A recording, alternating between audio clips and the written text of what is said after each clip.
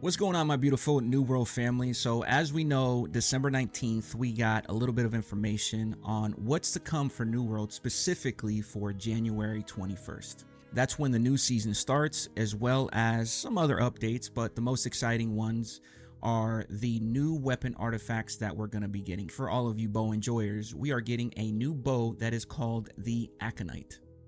And that's what we are here for. Since the announcement of the bow, I have been theory crafting, just trying to figure out what's going to work best with the possibility of this bow. But before we get into it, please subscribe, comment, and like, and also come check me out at twitch.tv/SIR_VEGA.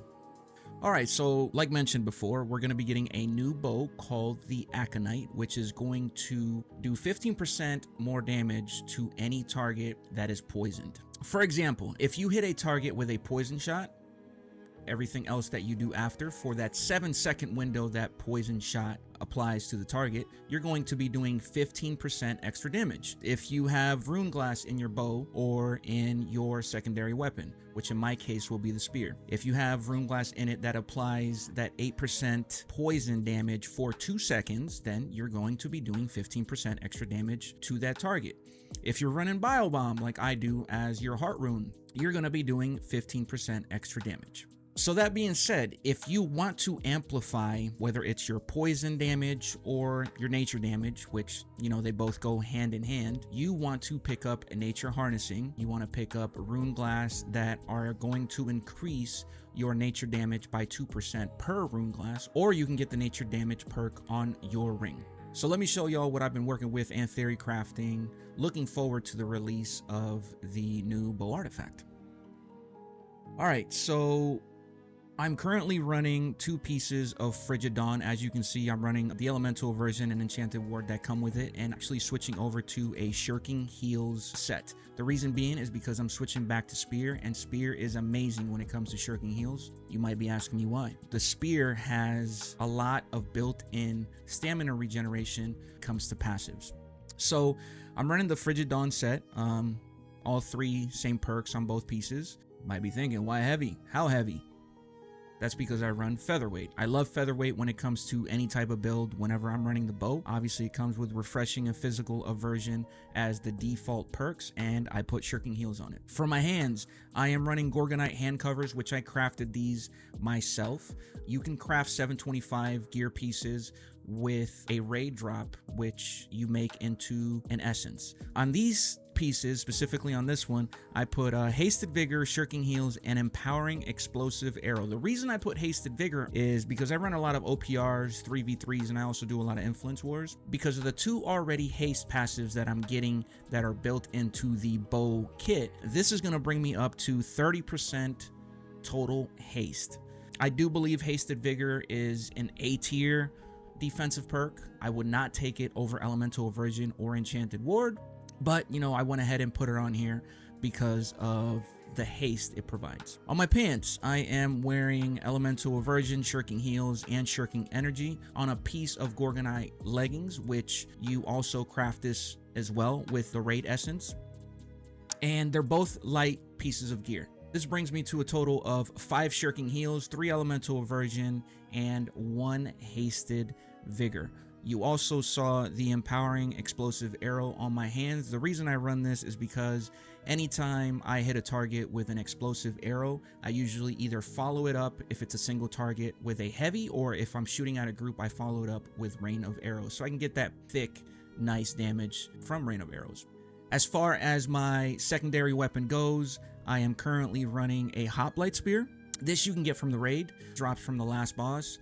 Obviously, by default, you get Disdained Infliction, Keenly Jagged, and the 3rd perk is random, which I switched to Enfeebling Skewer. If that weaken is just too good to pass up on. It's 48% damage. If you hit a target with Skewer, that target will be doing 48% less damage for 8 seconds, as well as also applying the dot from Skewer. So for me, it's hard to pass up on. On my jewelry, I'm running Stamina Recovery, which I cannot live without as a light wearing bow user, as well as shirking energy over here. These 2 are super important for me. They get me out of a lot of sticky situations. I have Alacrity, which is going to increase my haste applications from the 2 passives in the bow kit, and now Hasted Vigor as well. I also have Slash Protection because, man, there's a lot of really good hatchet players. You have great sword players, you have great axe players, and when they get on you, you better be ready. And I feel like this Slash Protection helps me out quite a bit.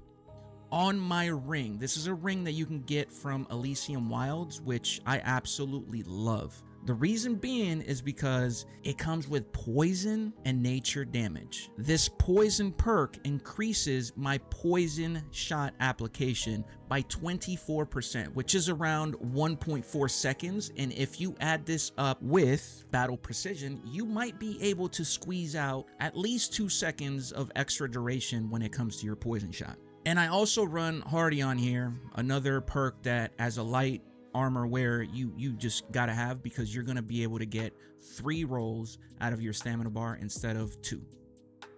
On my earring, I am running Wood Grain Earring, which you can get from Bane's, and as you can see, it has Fortifying Toast, Refreshing Toast, and Regenerating. As far as my heart rune, I run Bio Bomb. Right now I have it up to 25. I am going to be getting it up to 700. Sometimes I run this one. Sometimes I run this one here, which is Cunning Heart Rune of Firestorm. This does some pretty good upfront damage, and it also applies a dot. As y'all can see there, I have a little theme going on, which is dots. I've been running a heavy dot build for a while now, which you get one from Poison Shot, you get one from Rain of Arrows, you get one from Explosive Arrow, you get one from Skewer, I get one from my Rune Glass in my spear, as well as Keenly Jagged. Now, when it comes to the bow that we're getting January 21st, the Aconite, let's theory craft a little bit on that.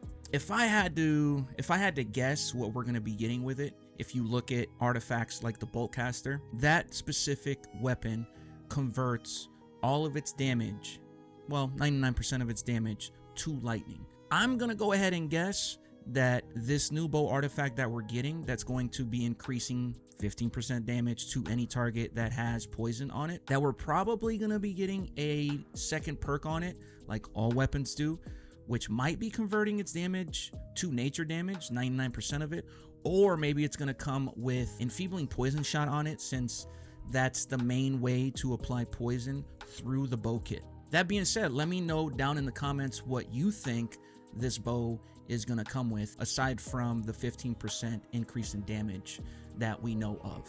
As far as my attribute stat allocation, I'm going with 200 Constitution. Whenever I apply my Constitution food, which is 48 Constitution points, this brings me up to 200. I am running 430 Dexterity, which I'm going to be dropping to pick up 50 Focus so I can get the extra 10% incoming healing. Also, one of the things that I am missing from this build, which I believe is the centerpiece to having Shirking Heals, is Ankh. I'm grinding that PvP track in hopes that, you know, I get Ankh to drop. So that's it. If you want to stop on by and ask me some questions, maybe you have some suggestions, or maybe even come by and let me know what you're working on, how excited you are for any of these weapon artifacts that we're going to be getting, especially the bow. Remember, stop on by. I am at twitch.tv/SirVega. Until the next one, y'all take it easy and much love.